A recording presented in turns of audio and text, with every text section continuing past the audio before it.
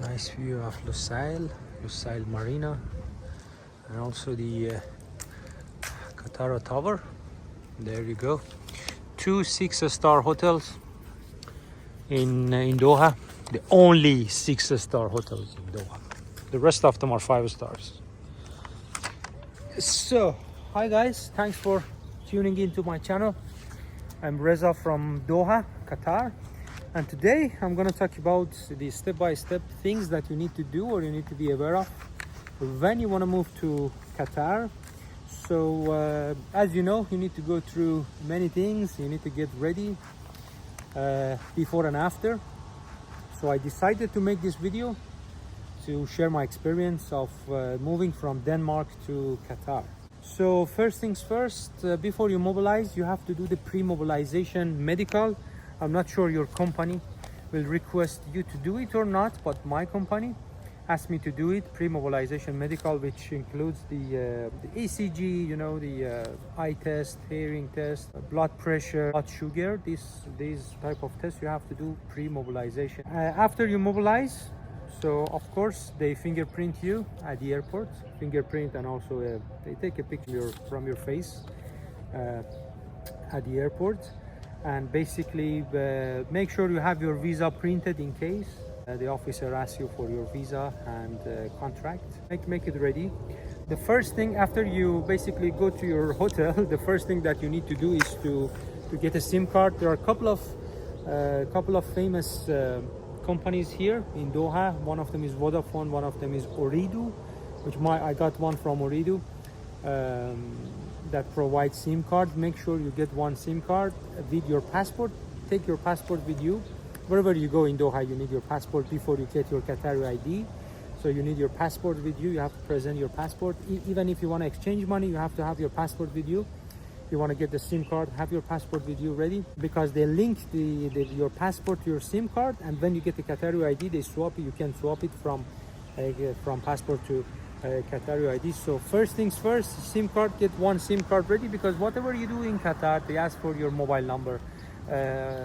Everything that you do regarding your work, regarding your visa, regarding your house contract, everything, you need a phone number here in Qatar. So make sure you get the SIM card first.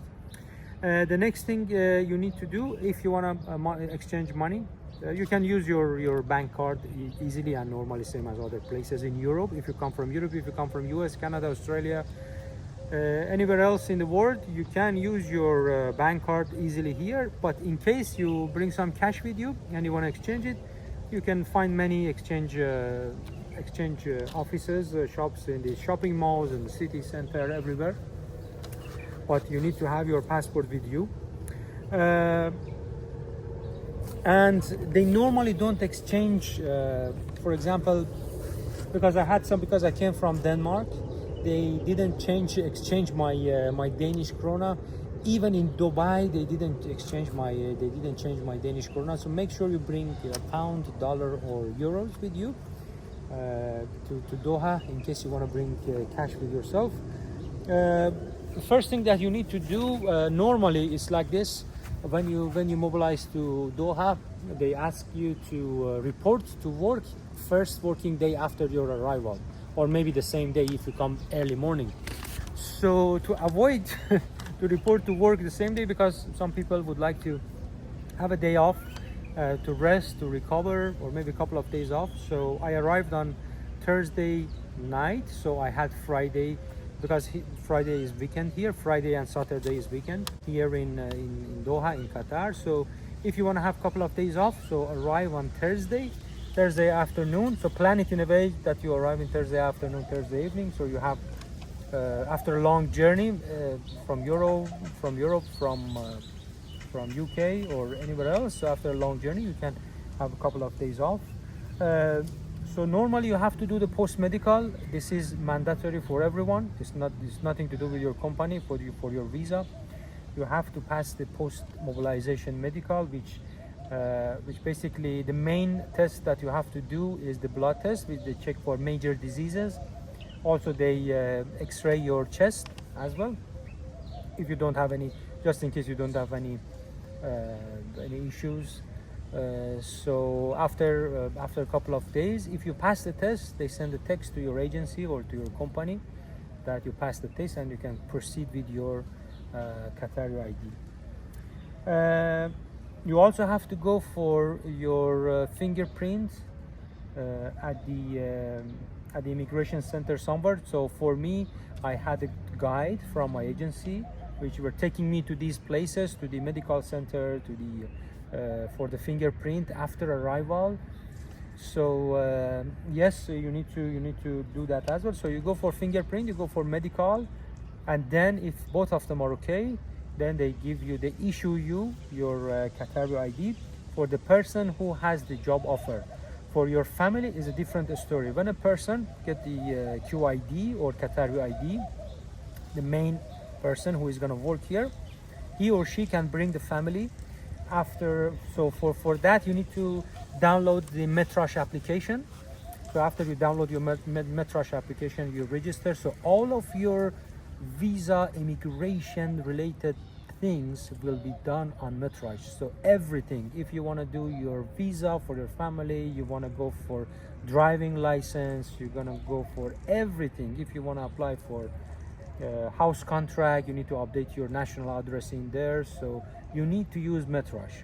So download Metrash, go on Metrash. You need to upload some documentations there. So there are many videos on YouTube, people explaining how to do it. So go there. You need your marriage certificate, you need the birth certificate for the kids, you need your latest university degree, and the marriage certificate and university degree should be attested. It was the case for me. Please check it on the website, on official websites.